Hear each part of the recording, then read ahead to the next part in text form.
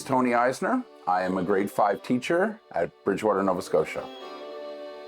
I've brought in what I believe to be, anyway, a French sword from the battle on the Plains of Abraham, the Battle of Quebec, from September 1759. What I know about it is very little, actually. I know that it is a French sword because of some of the inscriptions that are on it. I also know, due to the maker's mark, that it appears to be that it was made in Germany. German manufacturers often made swords for French officers.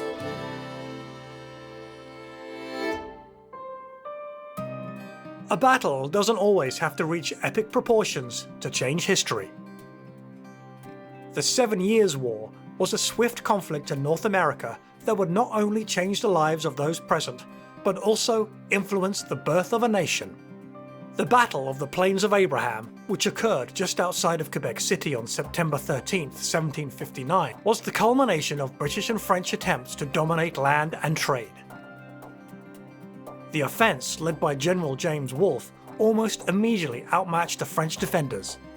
Under Commander Louis-Joseph Marquis de Montcalm, they would retreat and days later surrender. Both Wolfe and Montcalm were mortally wounded during the battle. When the region was relinquished to the British in 1760, North America changed hands and its history forever. Well, good morning, Tony. Good morning. Welcome to Militaria. I was wondering if you'd like to share with the folks at home what you've brought in today. What I think I've brought in anyway is a French sword, possibly from the 1750s, that I think may have been used on the Battle of the Plains of Abraham, Battle of Quebec in 1759. The fact that it has certain markings on it lead me to believe that, and my internet research. Sure. Well, this is indeed a French officer's sword relative to the time of the 7 Years' War. There's no doubt about that. Do you have any sort of documentation about this being, like, in terms of provenience, where if it was picked up off the field by someone, or how did you acquire it? I acquired it online. The fellow I bought it from, he told me that it came out of the attic of an old house along the St. Lawrence River in Quebec, right? Okay. I don't have any official documentation or anything other than his word, and asking a few of my friends who know more about such things than I do. That's all I'm going on, though. Sure, okay. Yeah. Well, in regard to the provenience of that is, if you don't have like a direct, someone picked this up and brought it home, or the person whose attic it was attached to this regiment. But yes, you and your friends are right. This is a sword from the time of 1740s, 1750s. This is very much an officer's sword. This is really quite exciting to see it. Yeah, this is very much a signature piece for a French officer. Vive le roi, which is long live the king. You couldn't get more French than that. Exactly. That's that's their expression. This belonged to someone of certain rank or status. You don't often see the finish work on the guard that's here or on the pommel. You have this amazing relief work that shows like a stand of arms in regard to their flags there. You can see a fascine. You can see like a pioneer's axe, a trumpet, a lance. So again, these are all indicative of sort of like the profession of arms and whatnot. It's not just the front, but both sides of the guard have that engraving and that inletting. So it's really quite extraordinary. That belonged to someone of a certain higher rank and someone that had a fair bit of coin. That's not a cheap sword even back then. It's an expensive piece of kit, that. And the blade is from Solingen. Solingen is one of the 4 great sort of blade cities, or it's literally known as the City of Blades. Yes. So with that, this is one of the 4 great sword-making centers of Europe in the 18th century.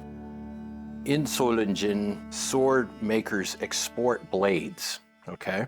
So this blade, it could have been assembled in Germany, or the sword could have been assembled in France. But the blade is most definitely from Germany, from Solingen. He shared all kinds of knowledge with me, that things that I had suspected about the sword, but had never been able to really confirm. The pommel is heavily ornate and decorated as well.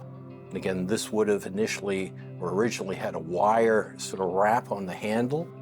So with that, again, if you don't have a direct provenience in terms of someone who dropped this on the plains of Abraham, it is very in keeping with someone who served there. So there's no doubt about it that, again, this would have been carried by an officer during likely the 7 Years' War. Yeah. I'm very happy to hear that, because for sure. that was always what I suspected, but I had never gone to a professional like yourself and actually looked to find out if it was what I thought it was. So, oh, it is. It's a remarkable sword. And again, you don't see them that often up close like this outside of museums or private collections. And again, these are the troops of King Louis, okay? Vive le roi! Vive le roi!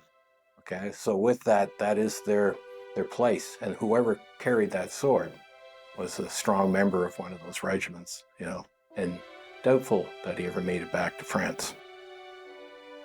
Well, Tony, I'd like to really thank you for bringing this in. It's been a real privilege to see this piece of Canadian history so close. What are your future plans for this sword? Right now, I still use it, believe it or not, with my students as an artifact for them to examine and tell me about, do artifact analysis on. After that, I will retire. I'll probably keep it in my collection. Sure. But barring any of my own children suddenly sprouting a huge interest in militaria, which does not seem likely at the moment, okay. I would probably look at maybe donating it to a museum. Well, yes, if you should ever want to find a new home for this, the Army Museum would consider it an honor to find a place for it and to continue its the history and story that it tells to the people of Canada. Oh, that was really quite extraordinary. Like I said, I've only ever seen a sword up close like that in another museum. So yeah, it was a real treat to see that. And Tony's such a nice fellow. And you can just imagine what a great history class that must be. Teaching upcoming generations Canadian history is very important to me. I believe that in order to know where we are going, it is important to know where we came from. And a lot of that can be taught by looking at artifacts, such as the sword. When students are able to examine and think critically about what they have in front of them, who used this artifact in the past, what was it used for, where was it made, how was it made, that's all very important, and it teaches us about our past.